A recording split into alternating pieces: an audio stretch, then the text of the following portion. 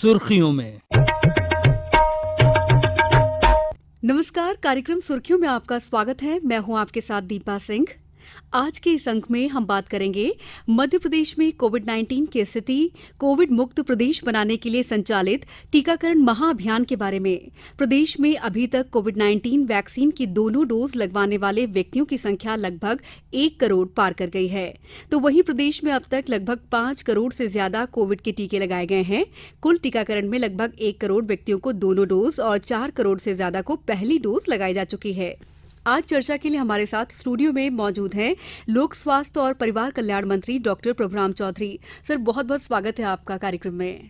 जी धन्यवाद। आइए कार्यक्रम की शुरुआत करते हैं। हमारा पहला सवाल यही है कि वैसे तो प्रदेश कोरोना मुक्त होने की ओर अग्रसर है और प्रदेश ने अन्य राज्यों के मुकाबले देखा जाए तो कई कीर्तिमान बनाए हैं। टीकाकरण में कई जिले अव्वल भी रहे हैं। तो जानना चाहूंगी कि किस तरह की रणनीति बनाई गई और उसके बारे में विस्तार से बताइए।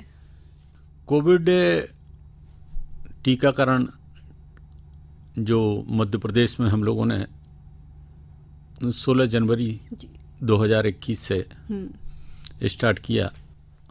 पहले तो मैं देश के प्रधानमंत्री नरेंद्र मोदी जी को धन्यवाद देना चाहता हूं कि उन्होंने कम समय में देश में कोविड के लिए टीका वैज्ञानिकों के साथ मिलकर बनवाया और पूरे देश के नागरिकों के लिए मुफ्त में टीका दिया जा रहा है।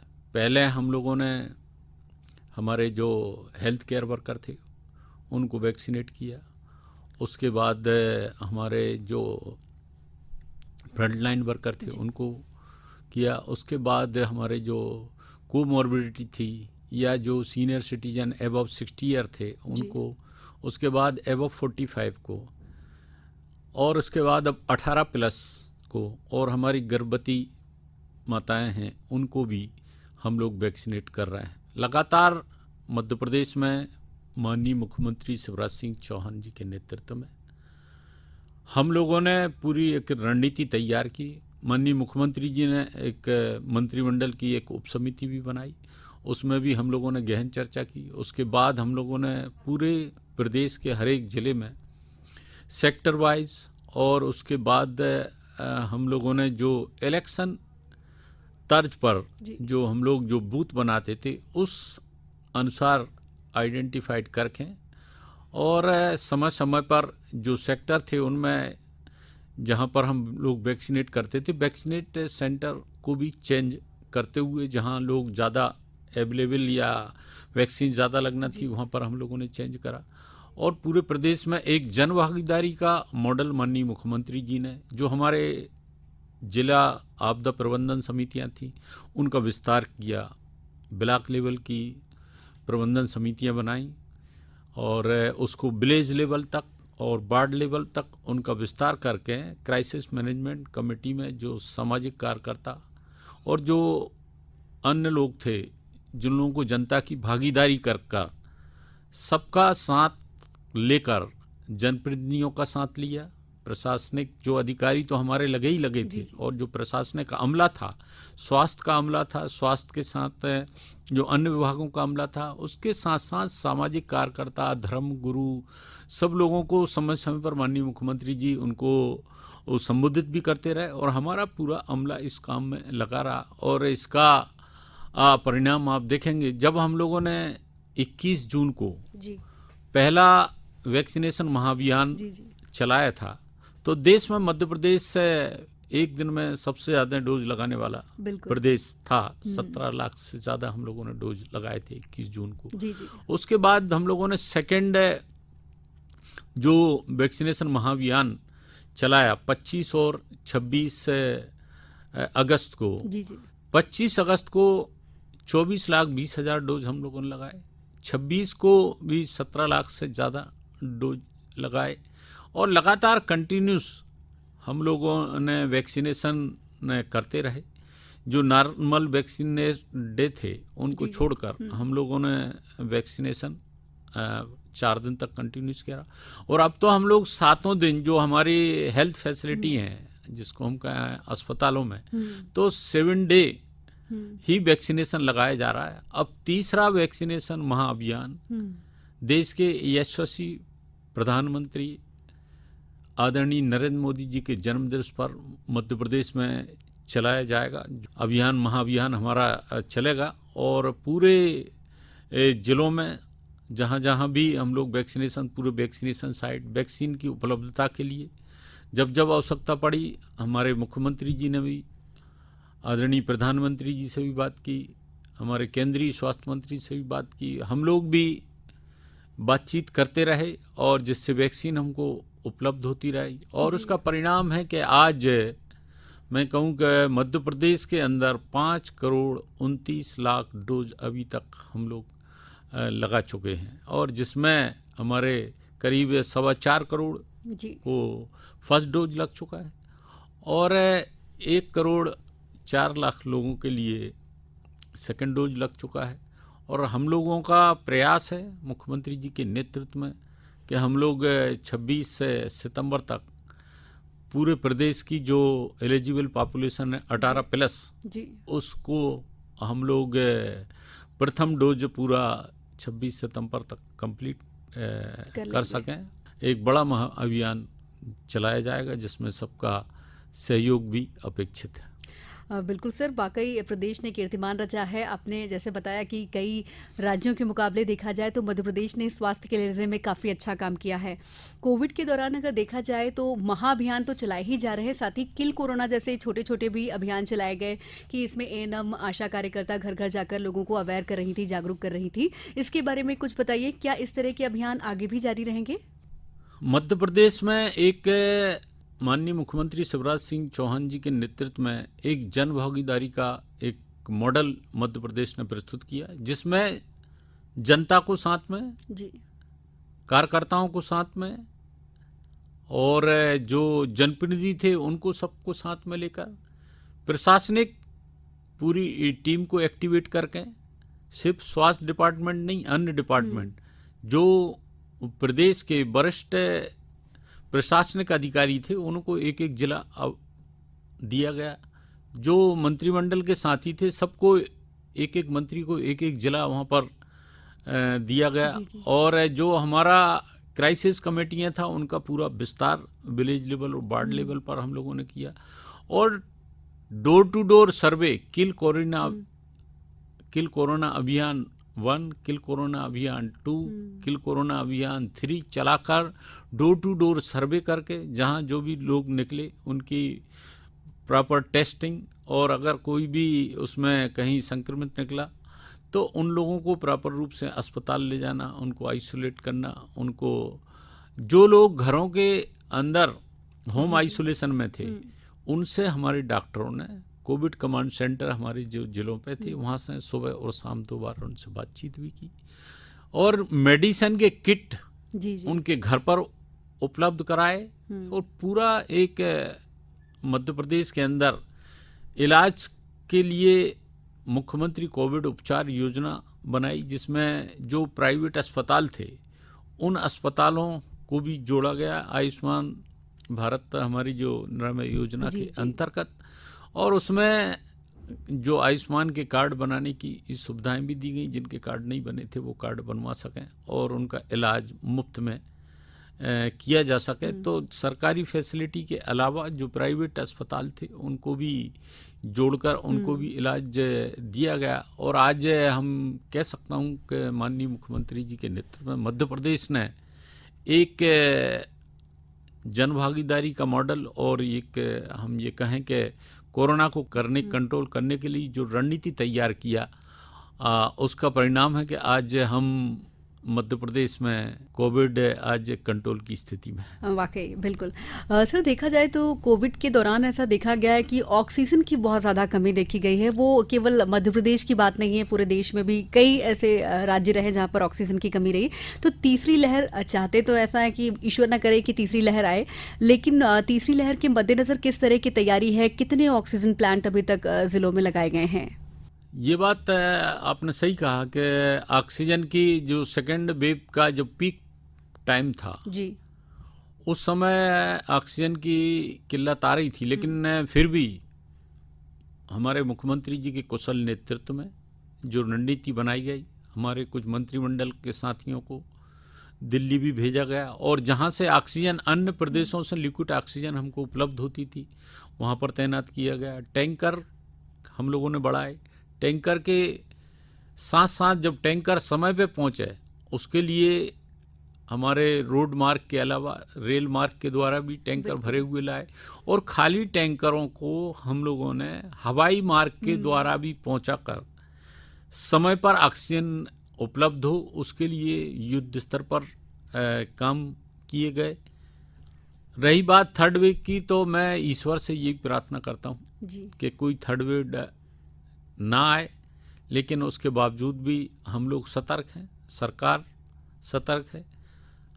माननीय मुख्यमंत्री जी के नेतृत्व में मध्य प्रदेश में देश के प्रधानमंत्री जी ने भी और मुख्यमंत्री जी ने भी और पूरी सरकार ने अभी तक मध्य प्रदेश में 190 जो प्लांट मध्य प्रदेश के विभिन्न अस्पतालों में स्वीकृत किए गए। पीएम केयर फंड से भी स्वीकृति है, मुख्यमंत्री राहत कोष सहायता कोष से भी किए गए, और अन्य कुछ विभिन्न संस्थाओं ने भी सहयोग किया। ऐसे 190 ऑक्सीजन प्लांट स्वीकृति दी गई, और अभी तक उनमें से 101 क्रियाशील हो चुके हैं और 89 भी उस पर काम युद्ध स्तर पर चल रहा है। ये हम लोगों का पूरा फोकस है कि हम इन सबको 30 सितंबर तक इनको पूरा क्रियाशील कर सकें। और हॉस्पिटलों में आईसीयू के बेड बढ़ाने के भी हम लोगों ने निर्देश ही नहीं, उनकी स्वीकृति भी दी, उनका काम भी चल रहा है।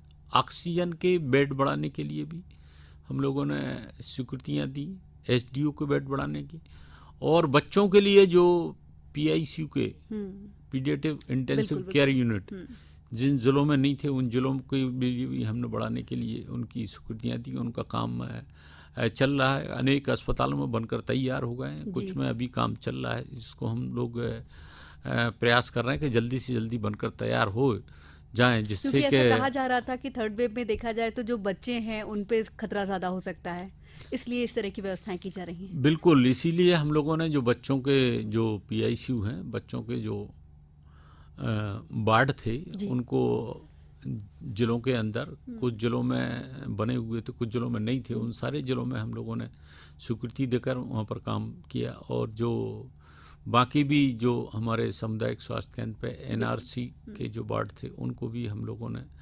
अपडेट किया है, जिससे कि हॉस्पिटलों में जो पहले जो व्यवस्था थी उसको और इंक्रीज करके इंफ्रास्ट्रक्चर को बढ़ा के।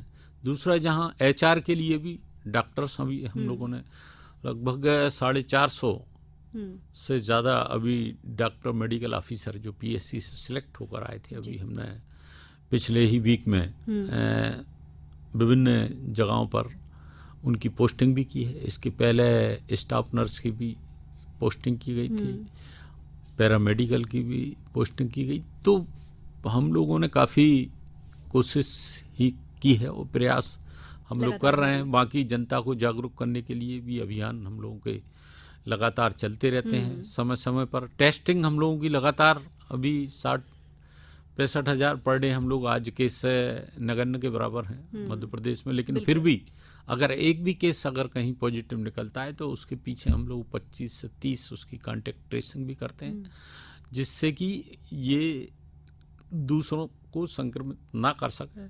ये पूरा हम लोग ध्यान दे। वैक्सीन सबसे ज़रूरी है सुरक्षा के लिए, कोविड से बचाव के लिए। इसलिए मैं आपके माध्यम से भी आम नागरिकों से यही कहना चाहता हूँ, अनुरोध भी करना चाहता हूँ कि एक भी व्यक्ति जो पात्र श्रेणी में आता है वो ना बचे। जिनने फर्स्ट डोज नहीं लगवाया वो फर्स्ट डोज जाकर लगवाएं, और जो सेकंड डोज के लिए पात्र हो गए वो जाकर सेकंड डोज लगवाएं। बिल्कुल, तो उम्मीद करते हैं कि श्रोता आपकी अपील को ज़रूर सुनेंगे और जो भी कैंडिडेट हैं वो ज़रूर पहुंचेंगे वैक्सीनेशन करवाने के लिए। फिर ऑक्सीजन की बात तो हमने कर ली है, लेकिन कोरोना के दौरान जो सेकेंड वेव थी उसमें पीक पर थी, तो सीटी स्कैन की भी बहुत ज़्यादा बात उभर कर आई थी कि सीटी स्कैन की मशीनें देखा जाए तो बड़े शहरों में तो अमूमन मिल जाती हैं, लेकिन जो ग्रामीण एरिया है वहाँ पर थोड़ी सीटी स्कैन की कम व्यवस्था है, तो वहाँ पर किस तरह की व्यवस्था की जा रही है? सीटी स्कैन की आपने बात सही की है। बड़े बड़े शहरों में तो सीटी स्कैन अवेलेबल भी नहीं है, लेकिन जो मध्य प्रदेश के अन्य जिलों में अभी तक जो सेकेंड वेव के टाइम की बात करें हम, तो 14 हमारे जिला चिकित्सालयों में ऑलरेडी सीटी मशीन उपलब्ध थी जी। और 30 जिलों के भी हम लोगों ने उसको टेंडर करके प्रोसेस उसको किया है और जो उनको भी लगाने की प्रक्रिया अभी चल रही है। और अभी की जानकारी के अनुसार अभी 1-2 दिन में ही 2 जिलों में हमारे सीटी स्कैन की मशीन अभी पहुंच गई है और बाकी प्रोसेस में है। हम लोगों का प्रयास है कि 15 अक्टूबर तक उन जिलों में भी जो जिलों में जिला चिकित्सालयों में सीटी स्कैन मशीन नहीं थी वहाँ पर लगाई जा सके। अब बिल्कुल सर, कोविड से बचाव के लिए क्या हेल्थ और वेलनेस सेंटर भी और ज़्यादा खोले जा रहे हैं? देखिए, देश के प्रधानमंत्री जी की जो योजना है और आत्मनिर्भर भारत की कल्पना और नहीं उसको मूल रूप देने के लिए जो प्रधानमंत्री जी ने रोड में प्लान किया, उसके लिए माननीय मुख्यमंत्री जी ने मध्य प्रदेश के लिए भी एक रोड मैप तैयार किया और उसमें स्वास्थ्य को विशेष रूप से रखा गया है जी। और जो हेल्थ और वेलनेस सेंटर की जहाँ तक बात है, हम लोग कई जगहों पर अनेक जो हमारे उप स्वास्थ्य केंद्र हैं उनको भी हेल्थ एंड वेलनेस सेंटर बना रहे हैं। वहाँ पर एक CHO की पोस्टिंग भी की जा रही है। अभी तक हमारे लगभग 6000 से ज़्यादा उप स्वास्थ्य केंद्रों में और बाकी बचे हुए में भी प्रोसेस जारी है। प्राथमिक स्वास्थ्य केंद्र के लिए भी जितने भी प्राथमिक स्वास्थ्य केंद्र हैं लगभग हमारे 1200 करीब PSC मध्य प्रदेश में हैं, उनको भी और इनको सीधा जो हमारे हब बनाए गए हैं उसके हमारे जो सब सेंटर हैं और जिसको उप स्वास्थ्य केंद्र कहते हैं उनको डिस्ट्रिक्ट में हब बनाया गया है स्पेशलिस्ट का, वो सीधा वहाँ से फैसिलिटेट करेगा और उनको ई-संजीवनी के माध्यम से वहाँ बातचीत करके वहाँ पर उनको ट्रीटमेंट उपलब्ध कराएगा। और प्राथमिक स्वास्थ्य केंद्रों के लिए भी जो हब टेलीमेडिसिन की जो सेवाएं हैं उनका हम विस्तार लगातार कर रहे हैं मध्य प्रदेश के अंदर। बात करें तो प्रदेश में वैक्सीन की क्या स्थिति है? कब तक पूरे प्रदेश में वैक्सीनेशन होने का सबको अनुमान है? जैसा मैंने अभी पूर्व में भी आपको बताया था कि 5,29,00,000 डोज मध्य प्रदेश में अभी तक हम लोग लगा चुके हैं, जिसमें 4,25,00,000 प्रथम डोज लग चुका है। हम लोगों का जो अभी फोकस है और जो कल से महाअभियान भी चल रहा है कि 26 सितंबर तक हम जो 18+ की हमारे नागरिक हैं उनको हम लोग ढूंढ करके उनके घर घर जाकर निमंत्रण देके और जो नहीं आ सकते हैं वहाँ खुद वैक्सीन करने वाली वैन को भेजकर उनको वैक्सीनेट करें और 26 सितंबर तक मध्य प्रदेश के सभी जो पात्र नागरिकों के लिए हम प्रथम डोज लगा सकें और सेकंड डोज के लिए भी जो पात्रता के अनुसार जैसे कोविशील्ड के लिए अभी तक जो गाइडलाइन है 84 डे के अंतराल के बाद सेकंड डोज लगता है और आपके जो कोवैक्सीन है उसमें 28 दिन के अंतराल से लगता है। तो जैसे जैसे लोग सेकंड डोज के लिए पात्र हैं उनको भी हम लोग लगा रहे हैं। तो हमारा अभी तक जो हम लोगों ने लक्ष्य रखा है कि 26 सितंबर तक मध्य प्रदेश को हम प्रथम डोज पूरा 100% कर सकें। बिल्कुल सर, तो टीकाकरण अभियान के ये जो दौर जारी है ये आगे भी चलते रहेंगे? टीकाकरण तब तक कंप्लीट नहीं हो जाता तब तक हम लोग पूरी तरीके से मध्य प्रदेश की जनता को टीकाकरण लगाने के लिए पूरी तरीके से मुख्यमंत्री जी के नेतृत्व में लगातार ये वैक्सीनेशन हम लोग करते रहेंगे। सर, लोक प्रसारक के तौर पर देखा जाए तो आकाशवाणी, दूरदर्शन भी लगातार अपने जितने श्रोता हैं उनसे रोज़ अपील करते हैं, जब भी बुलेटिन की शुरुआत करते हैं सबसे पहले अपील करते हैं कि जितनी भी कोविड एप्रोप्रिएट बिहेवियर है उसका स्वास्थ्य विभाग की जो भी गाइडलाइंस है उनका पालन किया जाए। आप कैसे देखते हैं, इसके बारे में कुछ विचार बताइए। नहीं, मैं धन्यवाद दूंगा आप सबके लिए और जो भी आकाशवाणी के हमारे साथी भी जो जनता को मोटिवेट करते हैं अपने जो हम लोगों की बात जो जनता के लिए पहुंचना चाहिए और वैक्सीन कितनी ज़रूरी है लगवाना चाहिए लोगों को अवेयर करने के लिए आप लोग वहाँ तक पहुँचाते हैं, मैं आपको धन्यवाद देता हूँ। बिल्कुल सर। सर देखा जाए तो प्रदेश में अभी डेंगू का भी प्रकोप फैल रहा है। जो 5 जिले जो बताए जा रहे हैं जहाँ पर ज़्यादा केसेस आ रहे हैं डेंगू के, उनमें भोपाल भी है। तो डेंगू से जंग जनता के संग करके एक अभियान भी मुख्यमंत्री शिवराज सिंह चौहान ने चलाया है। इसके बारे में बताइए हमारे श्रोताओं को। नहीं, देखिए, डेंगू, मलेरिया, वायरल, ये जो मौसम के साथ में कुछ बीमारियां आ जाती हैं सीजन में, खास तौर से डेंगू ये जुलाई, अगस्त, सितंबर, अक्टूबर के माह में जो रेनी सीजन होता है, बिल्कुल, उसमें ये डेंगू होता है। उसमें जो मच्छर हैं, मच्छर जो पानी, साफ पानी है, जो लोग घरों के आसपास कहीं गड्ढा है या कूलर है या गमला है या कोई भी और बर्तन है जिसमें पानी काफ़ी दिनों तक स्टोर रहता है, उसमें लार्वा बनता है और लार्वा से फिर मच्छर बनता है और फिर वो ये डेंगू को फैलाता है। तो उसके लिए हम लोगों ने पूरी टीमें बनाई गई हैं, पूरे निर्देश दिए गए हैं पूरे प्रदेश में स्वास्थ्य में। मैंने स्वयं ने बौल्लभ भवन में हमारे वरिष्ठ अधिकारियों की वहाँ पर मीटिंग ली और जो मैदानी हमारे अफसर हैं उन सबके लिए निर्देशित किया। माननीय मुख्यमंत्री जी ने भी हाई लेवल की 2 बार इस समीक्षा की और इसको जनता को जागरूक करने के लिए, बिल्कुल, कि जनता सावधान रहे, अपने घरों या अपने घर के आसपास जो पानी एकत्रित है उस पानी को हम लोग बदल दें जिसमें कि लार्वा बनता है, या फिर दवाई का छिड़काव कर सकें उसके हमने तो पूरी टीमें मतलब सरकार ने बनाई हुई हैं।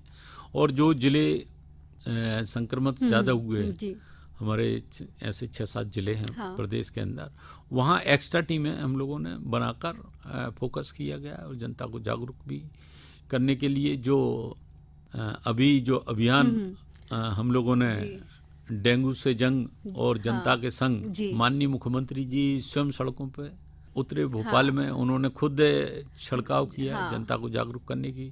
मैं भी रायसेन में था कल और मैंने भी वहाँ पर इसकी शुरुआत की और हमारे अन्य सभी जनप्रतिनिधिगण, साथीगण, मंत्रिमंडल के साथी, सांसद गण, विधायक गण और जनप्रतिनिधियों को वो जोड़कर पूरा एक अभियान चलाया हम लोगों ने कि जनता इस बात को पूरी तरीके से समझे कि हम मच्छर डेवलप ना हो, लार्वा जहाँ है उसको हम लोग नष्ट कर सकें, साफ सफाई हम लोग रख सकें, खाते समय हम सावधानी रखें, पीने का पानी या उसको ढक कर रखें या उसको हम लोग उबाल कर पानी को पिएं, पूरी सावधानी रखेंगे तो निश्चित रूप से हम इस डेंगू को खत्म कर पाएं। बिल्कुल सर, चलते चलते एक और सवाल है आपसे कि देश आज़ादी का महोत्सव मना रहा है, तो ऐसे में स्वास्थ्य विभाग किस तरह अपना योगदान दे रहा है? स्वास्थ्य विभाग पूरी तरीके से मध्य प्रदेश में मुख्यमंत्री जी के नेतृत्व में पूरी मुस्तैदी के साथ में काम कर रहा है।